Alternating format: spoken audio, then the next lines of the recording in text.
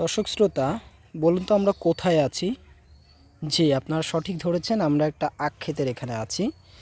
তো এখানে কিন্তু বেড করা হয়েছে। বেড করে করে এখানে যে গাছগুলো লাগানো হয়েছে আখ গাছ, এগুলোই কিন্তু পরবর্তীতে বড় হবে এবং এই আখটা আগে থেকে রোপণ করেছে। এটা ছোট গাছ, এটা এখনও সময় লাগবে, 10 থেকে 12 মাস সময় লাগে এই আখ হচ্ছে আপনার মোটামুটি কাটার উপযোগী হতে।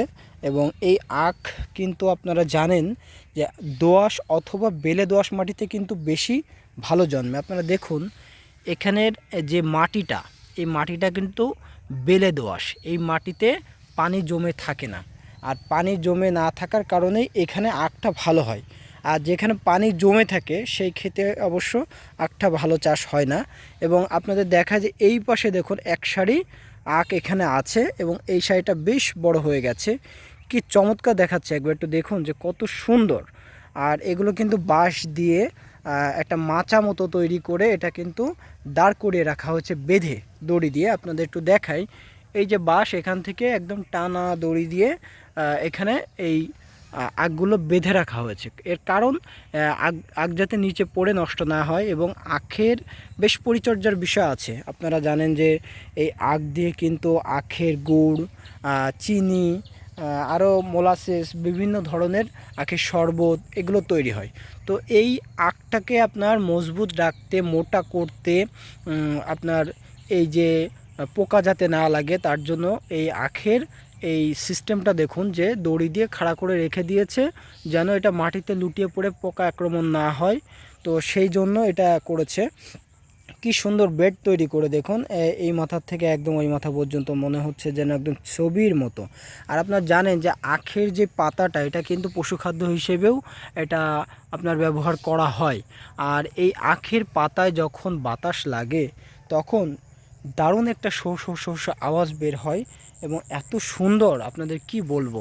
আপনারা জানেন যে এই আখের গুড় বা এই আখের রস দিয়ে যখন গুড় তৈরি করা হয় বা চিনি তৈরি করা হয়, গ্রামের মধ্যে যেন একটা উৎসব মুখর পরিবেশ তৈরি হয়ে যায়। কি চমৎকার! আর হচ্ছে কি যে একটা দারুণ বিষয়, সেটা একমাত্র গ্রামের মানুষরাই ভালো বুঝতে পারবে। তো আপনাদের একটু দেখায় যে এই যে কত সুন্দর করে এখানে লাগিয়ে দেওয়া আছে।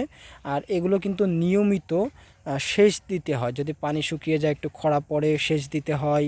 তারপরে পোকা যাতে না লাগে সেটা খেয়াল রাখতে হয়। নিয়মিত ইউরিয়া, টিএসপি এগুলো দিতে হয়, পটাশ এগুলো দিতে হয়। না দিলে দেখা যাচ্ছে পোকায় আক্রমণ করতে পারে। তো এই জন্য আখের বেশ একটু পরিচর্যার বিষয়ও আছে। এবং সবথেকে ভালো বিষয় যে এই মাটিটা, আপনাদের মাটিটা দেখাই যে একেবারেই বেলে দোআঁশ মাটি। এই মাটিতে পানি ধারণ ক্ষমতা একটু কম, এটা পানি ধরে রাখবে না। এই মাটিতে আখ চাষটা খুব ভালো হয়। আর আমরা যে মাঠে আছি, এই মাঠের অধিকাংশ মাটি দোআঁশ অথবা বেলে দোআঁশ মাটি। এবং এখানে এই এলাকাটায় বিশেষ করে চাষাবাদটা খুব ভালো হয়। আমরা এর আগেও এসেছি, ঘুরেছি, দেখেছি। এই এলাকাটায় আমাদের যশোরের রাজারহাট, এখানে এই চাষাবাদটা খুব সুন্দর হয়। তো যার ফলে আমরা আজকে দেখতে দেখতে এখানে এসেছি এবং দেখছি এখানে আর কি চাষি ভাই এখানে কাজ করে কোদাল দেখুন রেখে দিয়েছে। এবং এই বিশেষ করে আখ গাছটা দেখে আমার চোখ দাঁড়িয়ে গেল। আমরা এখানে এসে একটু থামলাম, থেমে আর কি এখানে হয়তো দেখুন চাষের জন্য এই পানিটা হয়তো ব্যবহার করেছে। আমি একটু হাত ধুয়ে নিলাম। তো আখ গাছ আমাদের কিন্তু দেশের একটা ঐতিহ্য। এবং এই আখের যে একটা গুণাগুণ বা আখের একটা বিশেষত্ব, এটা কিন্তু বহু যুগ যুগ ধরে আছে। তো এখানে কত সুন্দর গাছ হয়ে আছে, আসলেই চোখ ধাঁধিয়ে যাওয়ার মতো। তো দর্শক শ্রোতা, আখ সম্পর্কে আরও অনেক তথ্য আছে, বলা শেষ হবে না, এত সুন্দর। এবং আখের কিন্তু অনেক উপকারিতা আছে। তো আপনারা আখ সম্পর্কে যদি আরও কিছু তথ্য জানেন, অবশ্যই কমেন্ট করবেন, আমাদেরকে জানাবেন। এবং আখ ক্ষেত, বিশেষ করে আপনাদের একটা প্রশ্ন রেখে গেলাম যে সবথেকে বেশি আখ চাষ হয় কোন জেলাতে, এটা অবশ্যই আমাদেরকে একটু কমেন্ট করে জানাবেন। যারা জানবেন অবশ্যই আমাদেরকে জানাবেন।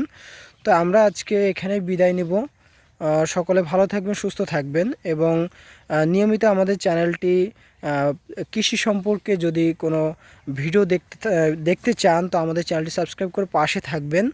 এবং আমরা চাই প্রতিনিয়ত আপনাদের মাঝে নতুন নতুন কিছু তুলে ধরার। তো দর্শক শ্রোতা, আমরা ভিডিওটি আর লং করব না, এখানে বিদায় নিচ্ছি। সকলে ভালো থাকবেন, সুস্থ থাকবেন। আল্লাহ হাফিজ।